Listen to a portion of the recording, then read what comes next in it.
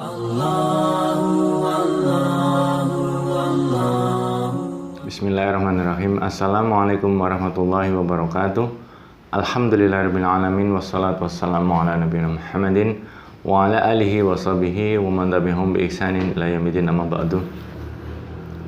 15 hikmah sakit. 1. Sakit itu bisa menghindarkan dari api neraka. Orang muslim jika sakit di dunia, insya Allah membuat dirinya jauh dari api neraka, terutama sakit demam. Orang yang sakit demam, dia dijauhkan dari api neraka. Jadi dari sini, dari nomor 1 ini kita bisa bersyukur pada Allah dan berharap semoga dengan diberikan sakit, Allah jauhkan dari api neraka. 2. Sakit itu merupakan pengukur terhadap keimanan kita. Karena sakit merupakan ujian, dari ujian itulah akan terukur bagaimana keimanan kita. Orang yang imannya semakin meningkat ketika diberi sakit akan terlihat nyata kesabarannya. Karena orang mukmin itu dalam semua kondisinya selalu dalam kondisi antara bersabar dan bersyukur. Jadi orang mukmin atau orang beriman itu ketika diberi sakit terlihat nyata bagaimana sikapnya, sehingga sakit merupakan ujian keimanan seseorang. Yang ketiga, sakit itu membuat semakin dekat dengan Allah Subhanahu wa taala. Berbeda jika orang selalu sehat, selalu kuat, selalu cukup, barangkali dia akan sedikit mengingat Allah atau kesulitan mengingat Allah. Kalau orang sedang sakit, biasanya dia lebih mudah untuk mengingat Allah, lebih mudah untuk takut pada Allah, dan lebih mudah ingat tempat kembalinya kepada Allah Subhanahu wa taala. Yang keempat, sakit merupakan penghapus dosa. Jadi orang yang sedang sakit itu dosa-dosanya berguguran, dosa-dosanya sedang dihapus oleh Allah Subhanahu wa taala. Jadi hikmah sakit diantaranya adalah Allah bersihkan dosa-dosa kita. Sehingga kalau dosa-dosa kita dibersihkan oleh Allah, kita berharap tidak merasakan sakit di akhirat nanti. Karena ada sakit dunia, ada sakit akhirat. Sakit dunia tidak sebanding dengan sakitnya akhirat. Yang kelima, sakit itu menyulitkan setan untuk menggoda. Orang yang sedang sakit, setan kehabisan cara untuk menggodanya agar bermaksiat, agar melakukan dosa-dosa. Sebagaimana ketika dia sedang sehat, mudah sekali setan untuk menggodanya. Tetapi ketika sedang sakit, setan agak sedikit tertutup peluangnya untuk menggoda manusia.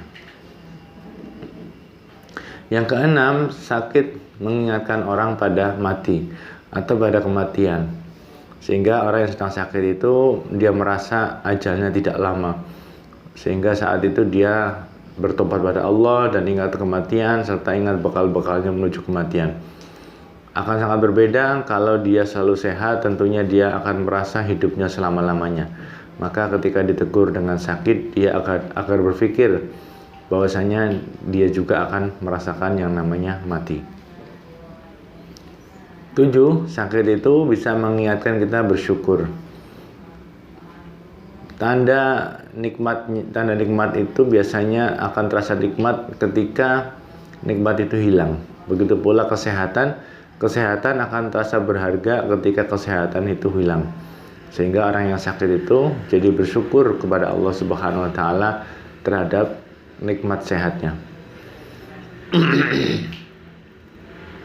8. Sakit itu bisa menyambung silaturahim.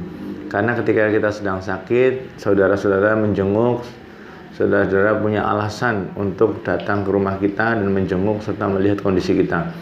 Mereka mendoakan kita dan terkadang membawa oleh-oleh. Saudara yang jauh sekalipun juga terkadang jauh dari tempat jauhnya itu, mereka menyengaja datang untuk menjenguk kita yang sedang sakit. Jadi sakit itu juga merupakan ajang untuk silaturahim.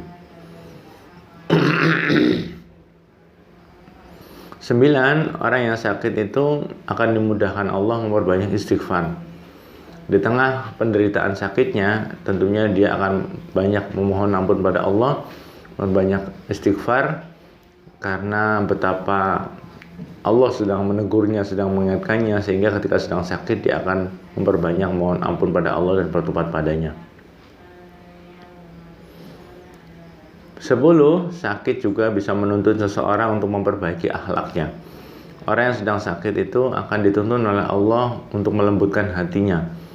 Berbagai macam sakit itu akan mengikis kesombongannya sehingga akhlaknya makin baik dan makin lembut hatinya. 11. Orang yang sakit itu doanya mustajab. Sehingga kalau kita berada dengan orang yang sakit, kita doakan dan dia juga berdoa, insya Allah doanya adalah mustajab. Orang yang sedang sakit dalam penderitaan, biasanya Allah sangat dekat dengannya, sehingga ketika dia berdoa, Allah akan mengabulkannya. 12. Sakit itu mengingatkan kita agar tidak fokus kepada kehidupan dunia saja.